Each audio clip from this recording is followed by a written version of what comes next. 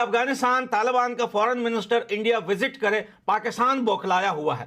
क्योंकि इंडिया चाहता है कि पाकिस्तान जो है वो डाउन से डाउन होता चला जाए, जैसे कि अफगानिस्तान और भारत के बीच में जो ताल्लुकात हैं वो बेहतर होंगे। तालिबान हुकूमत के इंडिया के साथ देखें कैसे अच्छे ताल्लुकात और रिलेशंस हैं कि उनके फॉरेन मिनिस्टर भारत जा रहे हैं। बगराम एयर बेस जो डोनाल्ड ट्रंप बड़ा उतावला हो रहा है कि बगराम एयर बेस हम दोबारा लेंगे, उस पर भी बात होगी। खैबर पख्तूनख्वा वाली साइड में जो टीटीपी फट रही है ना, वो अफगानिस्तान से ही आते हैं और ये भी कहा गया है कि उसको फंडिंग इंडिया करता है। वो अफगानिस्तान को भी लगता है कि भारत से इतना हम ट्रेड कर रहे हैं और भारत ने हमेशा मदद भी की है। जो इंडियन फुटप्रिंट्स हैं अफगानिस्तान में, वो बड़ा मसला है हमारे लिए। अफगानिस्तान, रशिया और इंडिया की, जिसमें चाइना भी इन्वॉल्व है, लेकिन पाकिस्तान को बेकार में डर लग रहा है। ये जो इंडिया के फुटप्रिंट्स है ना अफगानिस्तान में, इसने हमारा जो है ना खाना खराब किया हुआ है। और ये पाकिस्तान और जो है अफगानिस्तान का बिल्कुल एक बॉर्डर मिलता है और हमला कर सकते हैं पाकिस्तान पे, पाकिस्तान को नुकसान पहुंचा सकते हैं। और अगर तुम लोग नए हो तो सब्सक्राइब करो, वो जो लाल वाला बटन है उस पे फूल फेंक के मारो या फिर मोमबत्ती, मुझे नहीं पता, बस क्लिक हो जाना चाहिए। होते हैं अफगानिस्तान के साथ वो कितना लॉयल है? अफगानिस्तान के साथ वो बिल्कुल लॉयल नहीं है। वो तो कहते हैं कि ये लोग दहशतगर्द हैं। जितने भी इंडिया में काम हो रहे हैं वो अफगानिस्तान ने किए हैं।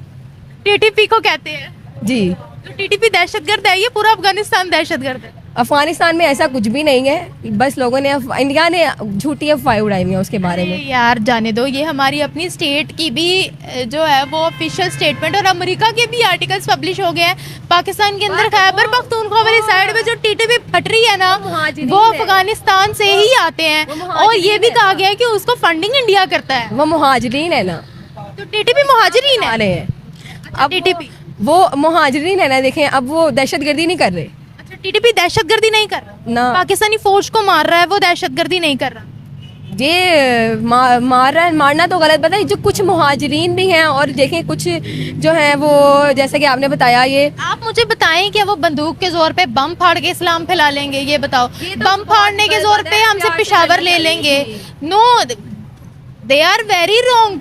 टीटीपी को आप बताएं कि आप टीटीपी को सपोर्ट करती हैं? ना, मैं टीटीपी को बिल्कुल सपोर्ट नहीं करती। तो टीटीपी तो अफगानिस्तान से आ रही है ना, और हम कहते हैं कि उनको फंडिंग इंडिया कर रहा है। हर जगह गलत है। इंडिया के पास भी है एटॉमिक पावर। हमारे पास एक सबसे बड़ी ताकत है, इस्लाम की ताकत। उनके पास वो नहीं है।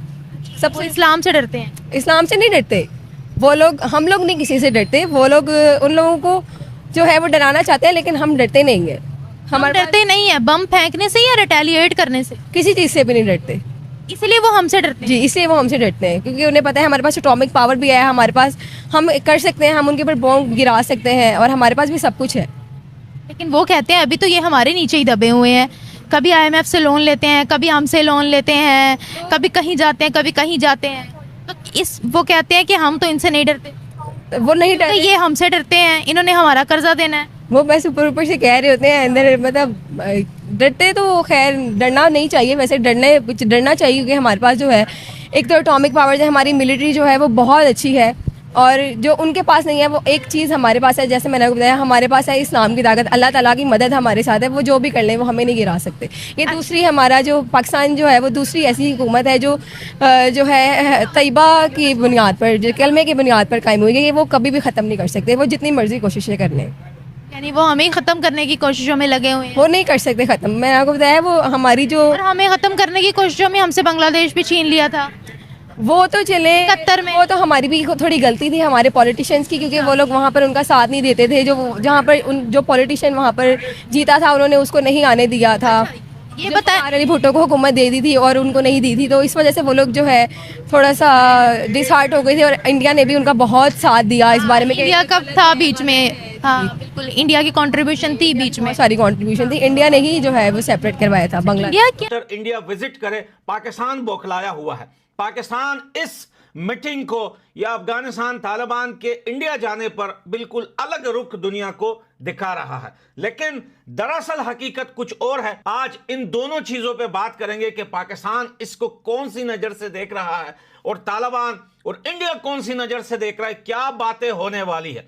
सबसे पहले तो अगर इंडिया जाने के बाद अफगानिस्तान तालिबान के फॉरेन मिनिस्टर वहां पर बात होती है, तो सबसे पहले बात, ये तो सबको पता है, कोई बताने की जरूरत ही नहीं है कि सरकार को रिकॉग्नाइज करने की बात तो तालिबान करेगा ही करेगा। उसके बाद व्यापार की बात होगी, बिजनेस की बात होगी, एम्बेसीज की बात होगी, डिप्लोमेटिक सिस्टम दोबारा से कंप्लीटली बहाल करने की बात होगी।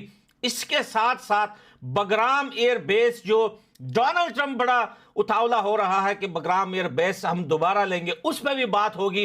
लेकिन रशिया, इंडिया और अफगानिस्तान जो आपस में कुछ कर रहे हैं वो बात शायद हो, लेकिन वो हमें और आपको शायद मीडिया स्क्रीन पर दिखने को नहीं मिले। अब आपको ये बताएं कि पाकिस्तान को डर किस चीज का है। कुछ दिन पहले इंडिया के आर्मी चीफ ने एक बयान दिया था जिसमें उन्होंने कहा था कि ऑपरेशन सिंदूर तो सिर्फ जो है वो 1.0 था, अब की बार हम ऐसा मारेंगे पाकिस्तान को। और उसने अपने सैनिकों को कहा कि आपने दिन रात चौकन्ना रहना है और कभी भी आपको कॉल आ सकती है कि आपने क्या करना है।